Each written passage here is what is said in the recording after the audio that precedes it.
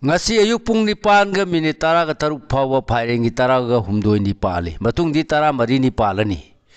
ngasi tang kunthra ga mathoi tha ama lising ani kun ga taru ing thangja numit asigi oiba rasiful miyam da paudam jari ahan bone lokho chaba mes rasiful maruki mateng phangjagani sendong su phangani arapa ga mateng lona ba yagani yena bana mangjaba achumba ngaktana yadabadi legani leisa pahangi oina noba salakani thoni polam leinapu kismis bris rasiful hakchang nungai jabatana tana miyamna chanbigani napal loina rabadi saksu thoklaroi aron ba ngang thoklabadi thabak ta kairak piyai leisa pahangi oina mari di phakani thoni polam leisini angang ba mithun rasiful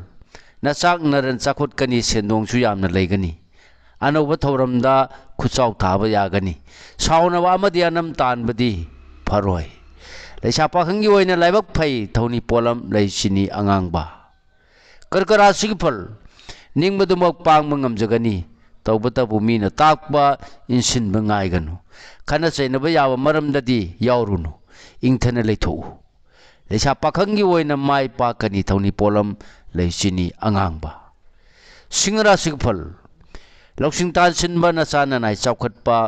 असुमबना my पाकदबा मियामना थागतपिबा नुमिनि वा यामना nganglabadi oijaba mangani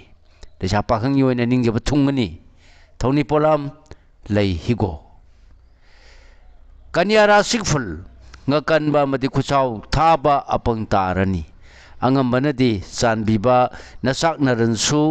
tansinjaba ngamjaba wakhan nungaijaba numini leisa pakhangi oina mari dihana gumphai thoni polam leisini angangba mathangda lokhotchaba tulara sigphal saunaba yaba amadi laithokpana naran mayeng taba legani mitna singu lai guruna di chanbigani oija oithak chauna phangjagani